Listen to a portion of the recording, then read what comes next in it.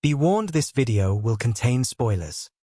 What really makes The Walking Dead City Season 2 Episode 4 hit so hard is the way it dives into the complicated tension between Negan and Maggie. This isn't just a team-up moment. It's a confrontation built on years of betrayal, grief, and reluctant survival.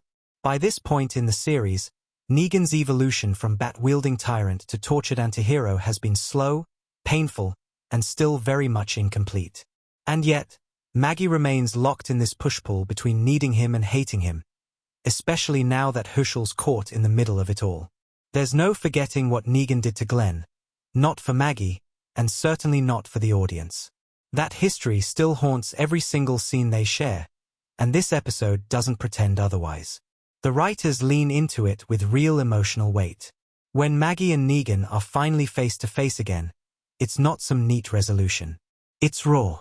Negan warns her to leave before the Dharma finds her, and it's not out of manipulation or survival instinct.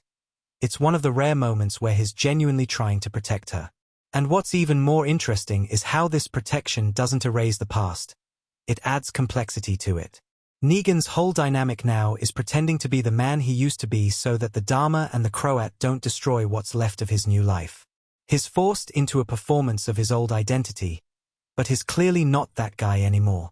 And when he explains to Maggie that he's doing all of this because his family is being held over his head, you can see something shift in her. She doesn't forgive him, but she sees the pain, the fear, the desperation, and for the first time in a long time, there's something like understanding between them. Let's not ignore how Hershel complicates everything. The kid's secret meeting with the Dharma in this episode confirms what Negan tried to warn Maggie about back in episode 3. That her son might already be compromised. And while Hershel chooses not to tell Maggie about that meeting, it only intensifies the feeling that Maggie's fight isn't just against walkers or warlords.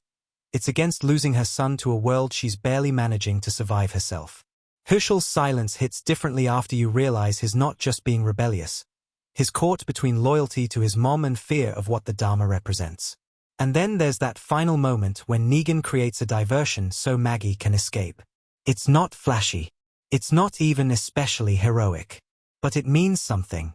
He's putting himself in danger so that she has a chance. Again, not for redemption points, but because this is who he is now. A man still running from his sins, but trying to do something right, even if it costs him everything. So what do you think?